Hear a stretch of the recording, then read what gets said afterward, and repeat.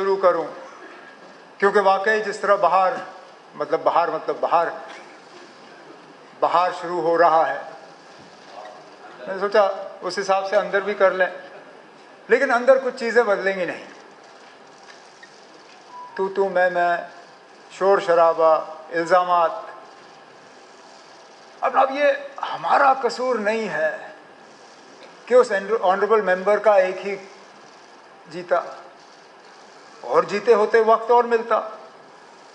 अब इकलौता है, बीच बीच में बोलने का वक्त नहीं मिलता। अब चलिए अगली बार एडजस्ट कर दीजिए, क्योंकि मैं दावे से आपको यहाँ कहना चाहता हूँ, हम वो लोग नहीं हैं जो किसी भी मुद्दे पे बात करने से डरें। किसी भी मुद्दे पे हमारा ट्रैक रिकॉर्ड है, हमने कभी भी किसी भी सवाल का सामना करने से इनकार नहीं किया। हम वो लोग नहीं हैं जो इंटरव्यू से पहले सवाल मांगे। हम वो लोग नहीं हैं जो सिर्फ अपने चाहे हुए जो है मनपसंद लोगों को जो है मिले। हम वो हैं जनाब जो सख्त से सख्त सवाल पूछे, हम उनके सामने बैठ के जो है सवाल का जवाब देते हैं।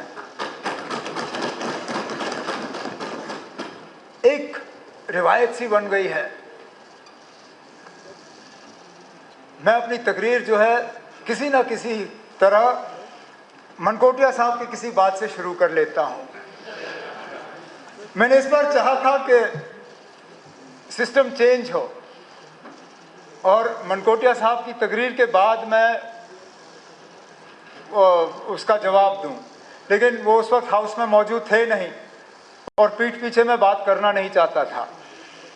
इन्होंने अपनी तकरीर की शुरुआत में कहा कि, क्योंकि मैंने इससे पहले कहा था कि शायद क्रिकेट खेलने आए थे, फुटबॉल खेला, या फुटबॉल खेलने आए थे, क्रिकेट खेला, जो भी कहा।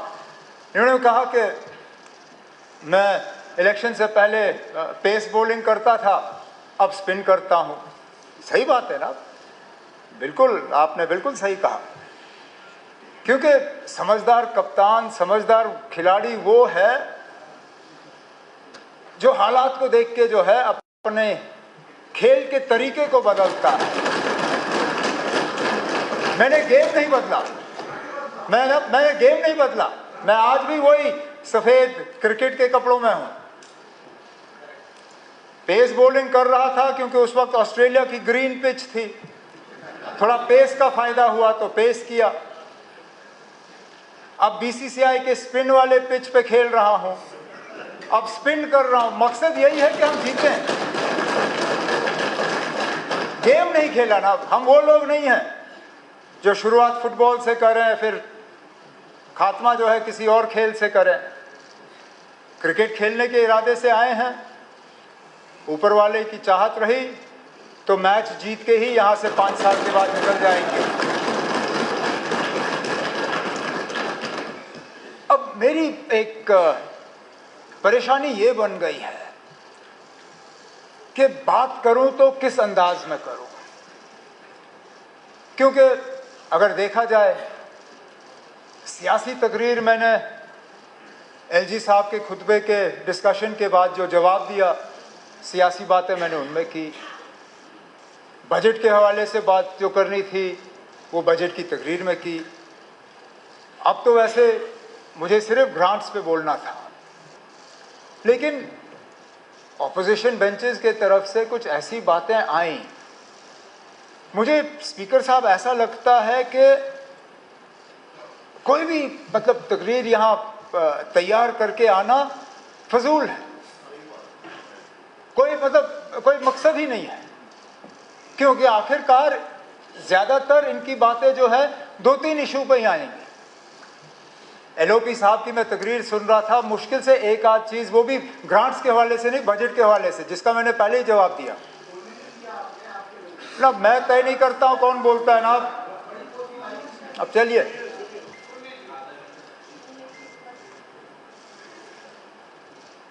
बराबरी की बात की, कहा कि 5 अगस्त को तूफान हुआ, बराबरी हुई है ना। वो बराबरी हम मांग रहे हैं।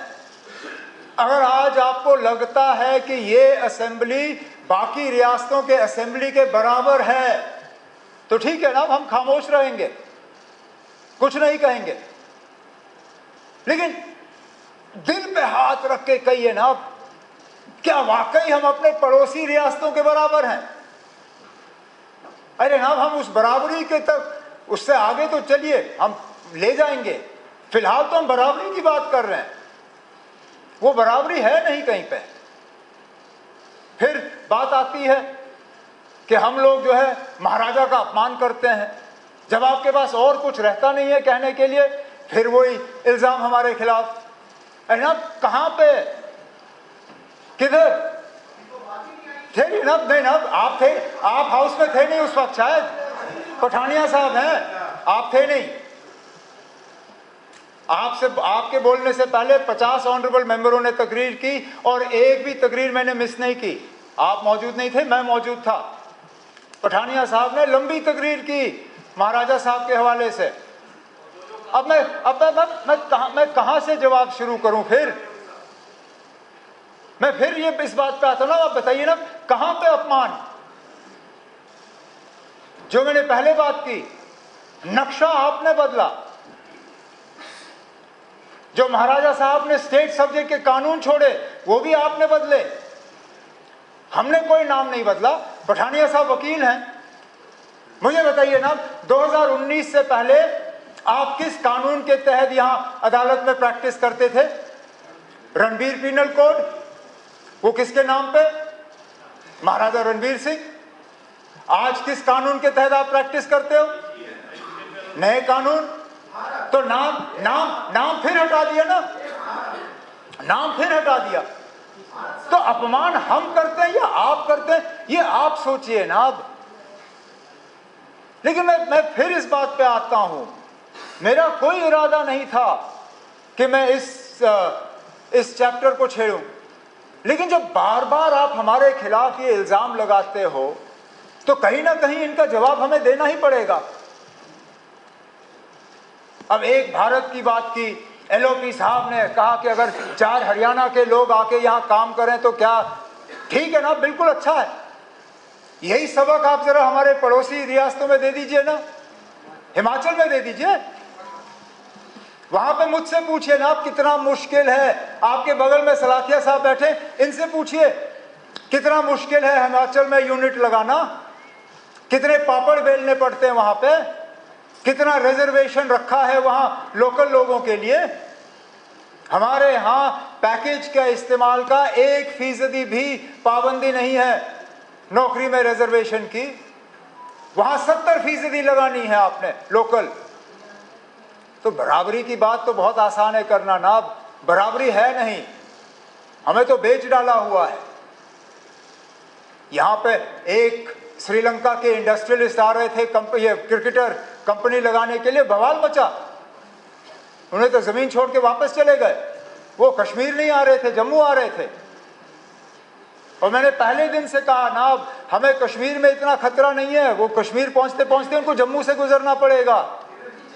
अरे अब चिंता है, मैं बताऊं क्यों? ठहरे ना, चिंता है, आप नहीं हो, आप नहीं हैं। अरे ना, इतिहास समझिए। जब महाराजा बहादुर ने स्टेट सब्जेक्ट का कानून लाया, वो हमारे कश्मीरियों को बचाने के लिए नहीं था जनाब, वो जम्मू के लोगों को पंजाब के लोगों से बचाने के लिए था।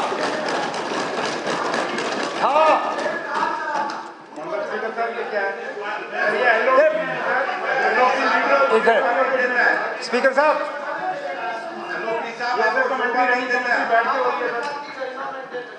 मेरी आदत नहीं है बीच में कमेंट्री करने की, लेकिन अगर एलओपी साहब को इतना ही शौक है तो अगली बार जब ये तकरीर करेंगे मैं भी कमेंट्री करूंगा। इनको अब कल परसों फिर बोलने का मौका मिलेगा।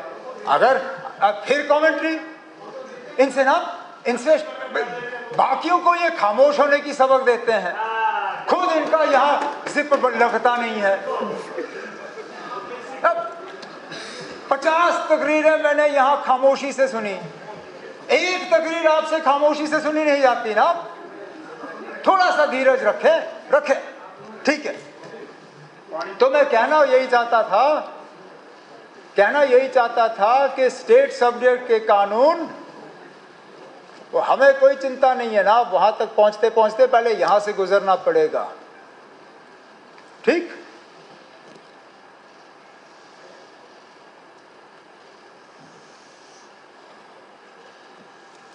मेरे लिए बहुत आसान होता कि मैं तमाम डिपार्टमेंट से एक साइड रख के सिर्फ सियासी तकरीर करूं, लेकिन वो इस हाउस के साथ मेरी जिम्मेदारियों के साथ नाइंसाफ़ी होती।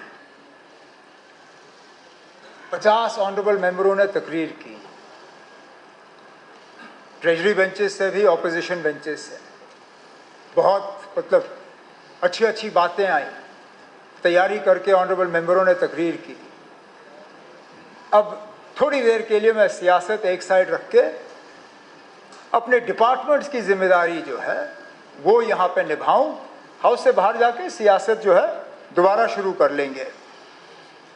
महकमे मेरे पास बहुत हैं स्पीकर साहब, ये भी एक हमारी बराबरी का एक सबूत है कि यूटी होने के नाते हमारे ऊपर बाकी रियासतों के मुकाबले पाबंदियां ज़्यादा हैं, लेकिन चलिए निभा लेंगे।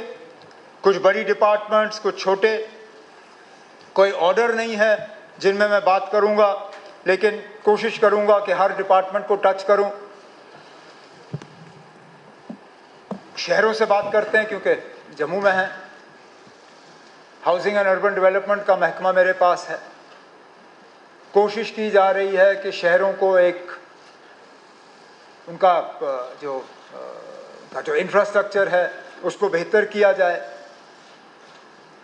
स्मार्ट सिटी के हवाले से हमारी शिकायतें रहीं, लेकिन अच्छी बात यह है कि आप लोग भी कोई स्मार्ट सिटी से खास मुतमैन है नहीं।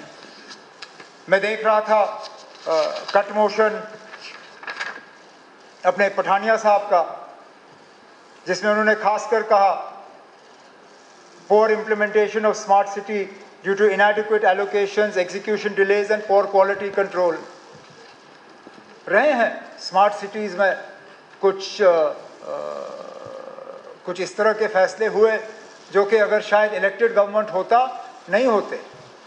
सही कहा, शायद तनवीर ने अपनी तकरीर में कहा कि हमने स्मार्ट सिटी के तहत सड़कों को छोटा किया, फुटपाथ को बड़े किए।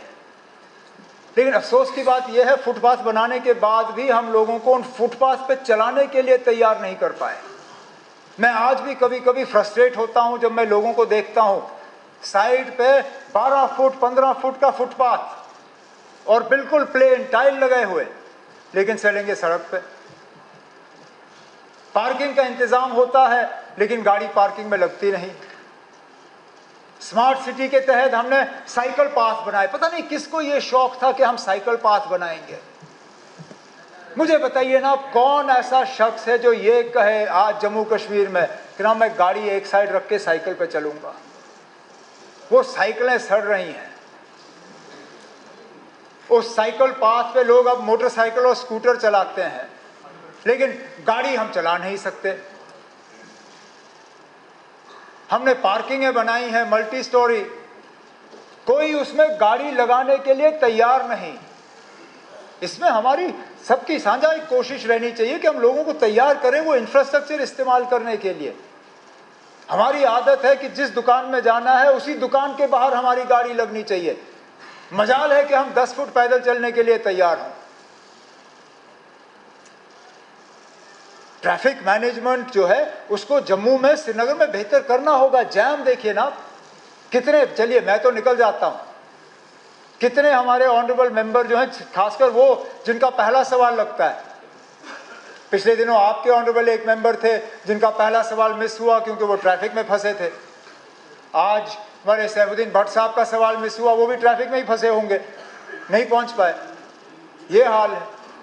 और हमारी कोशिश है कि शहरों को डिकंजेस्ट किया जाए। टाउनशिप्स के हवाले से हम बात करते हैं।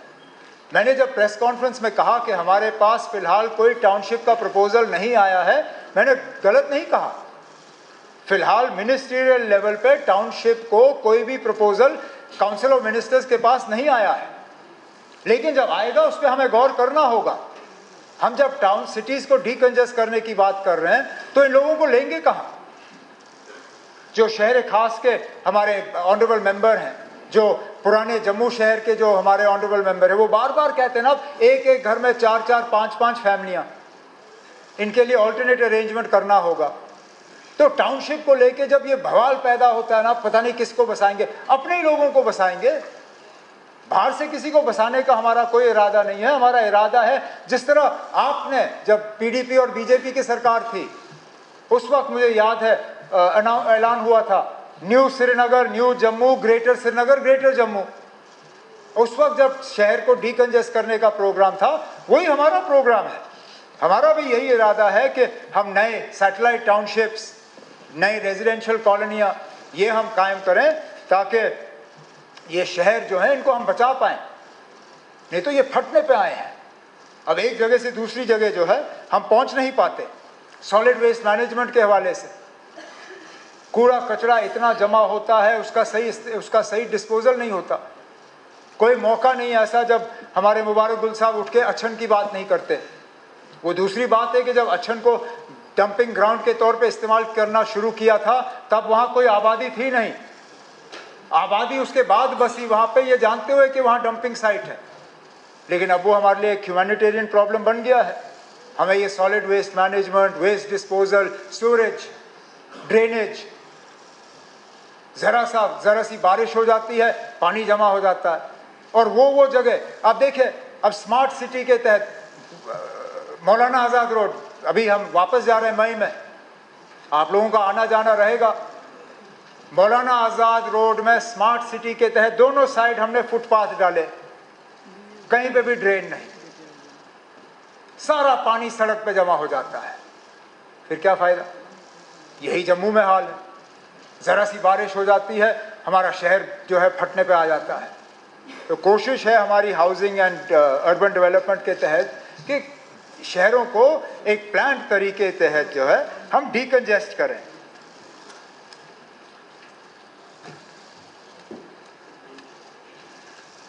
डिज़ास्टर मैनेजमेंट रिलीफ के हवाले से जो कट मोशंस आपने मूव किए, उनके जवाब हमने दिए।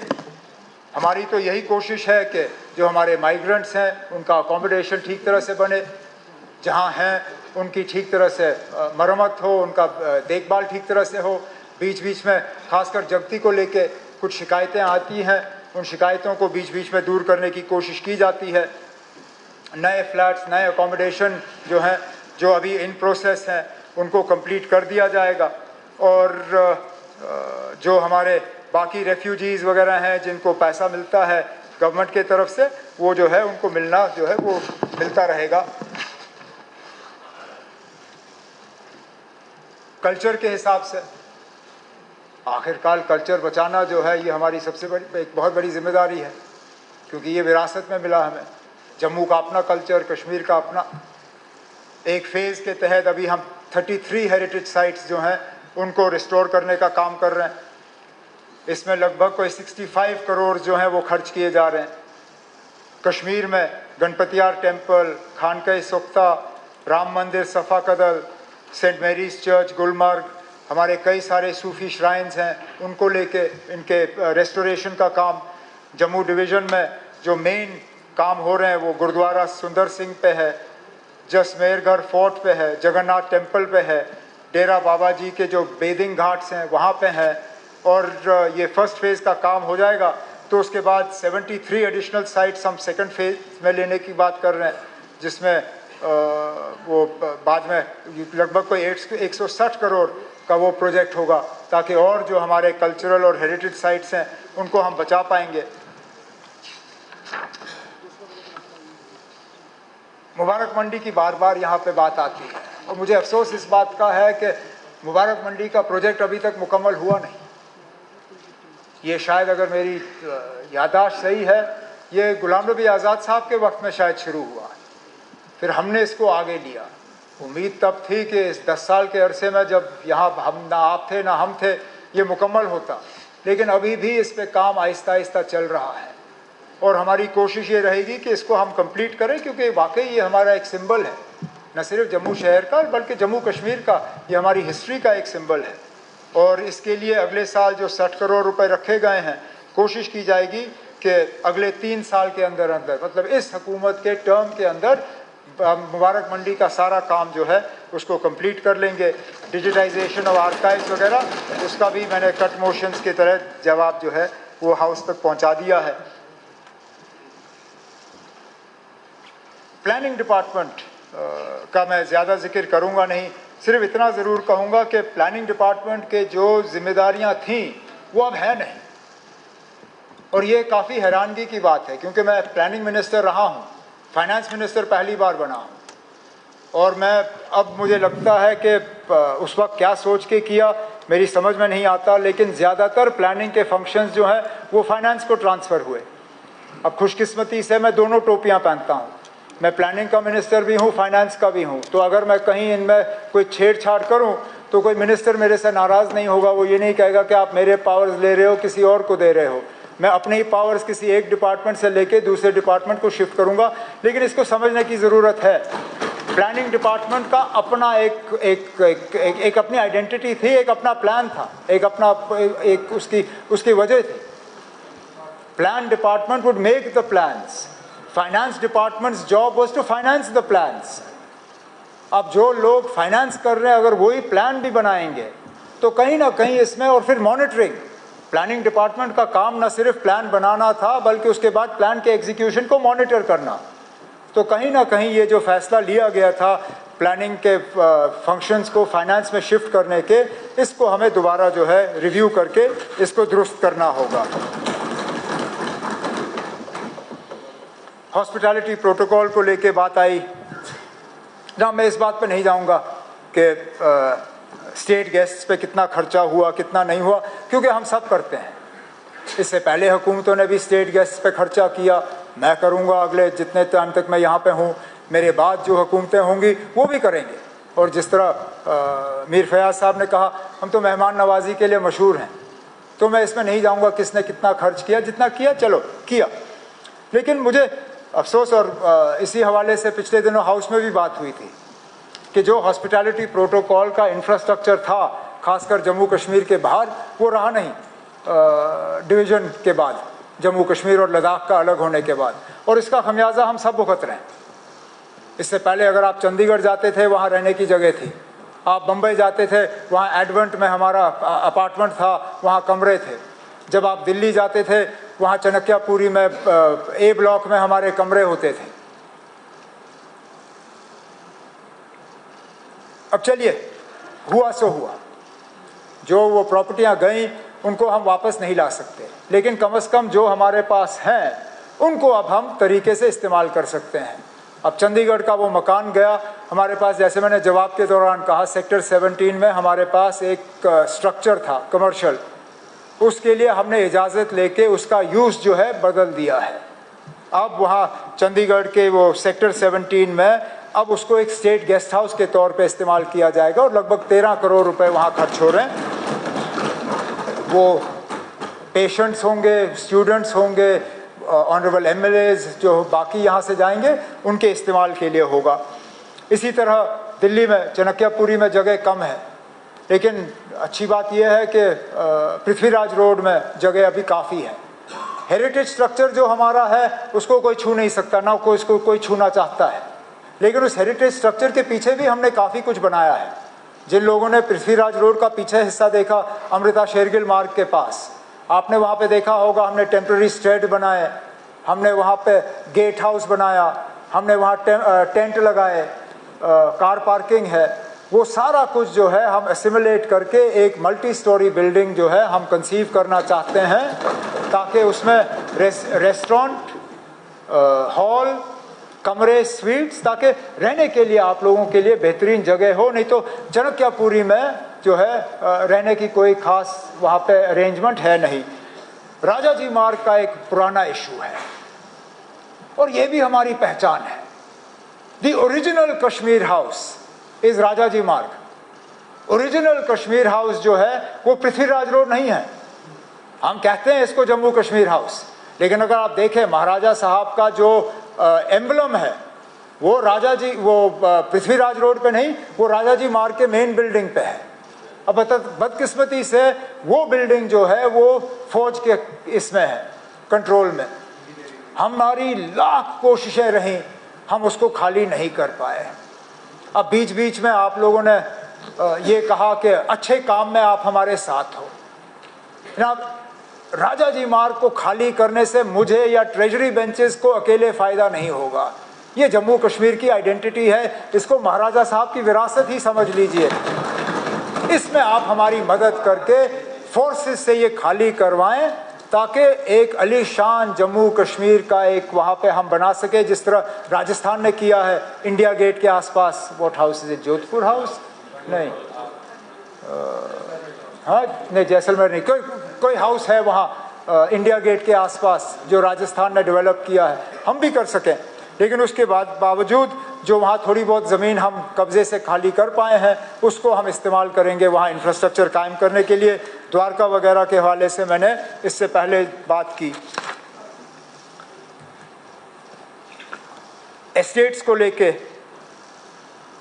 हमारी कोशिश है कि सरकारी जो हमारे मुलाजिम हैं, ऑफिसर्स हैं, उनके लिए अल्टरनेट अकोमोडेशन कायम की जाए। इसमें वर्टिकल जाना बहुत ज़रूरी है। अब हॉरिजॉन्टल की गुंजाइश है नहीं, और इस तरह के मिसाल आपको दिल्ली शहर में मिलते हैं जहाँ मोती बाग को न्यू मोती बाग बना, अंसारी नगर क्या नाम है वो एम्स के पास, व्हाट्स दैट एरिया कॉल्ड, हाँ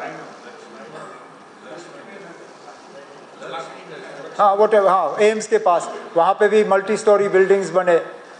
मेरा मानना है कि चाहे जम्मू में हो चाहे श्रीनगर में हो, जहाँ जहाँ हमारे सिंगल स्टोरी 2 स्टोरी के गवर्नमेंट अकोमोडेशंस हैं, आहिस्ता आहिस्ता करके उनको डिमोलिश करके हमें मल्टी स्टोरी बिल्डिंग्स जो हैं अपने ऑफिसर्स और अपने स्टाफ के लिए बनाने होंगे।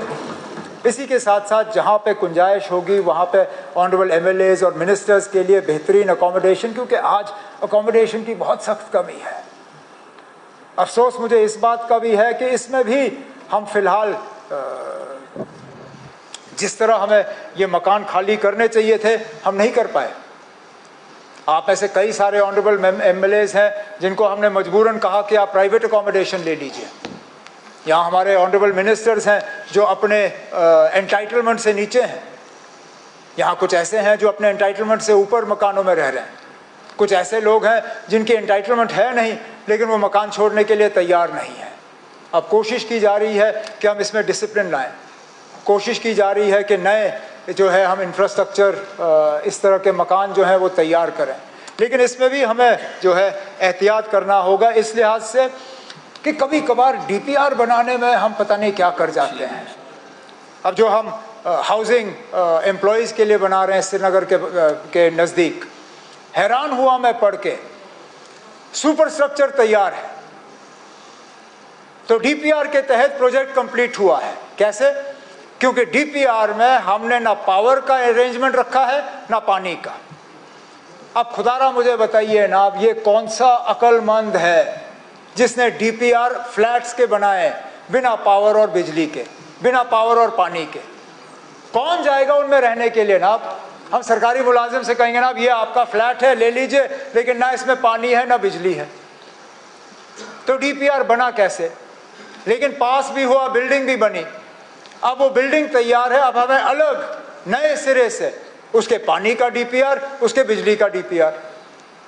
आगे जाके जब इस तरह के प्रोजेक्ट्स हम उठा लेंगे, चाहे वो हाउसिंग एंड अर्बन डेवलपमेंट के कॉलोनीज़ के हों, चाहे हमारे एम्प्लॉयज़ के एस्टेट्स का हो, चाहे हमारे MLAs वगैरह का हो, इसमें हम खास ख्याल ये करेंगे कि DPR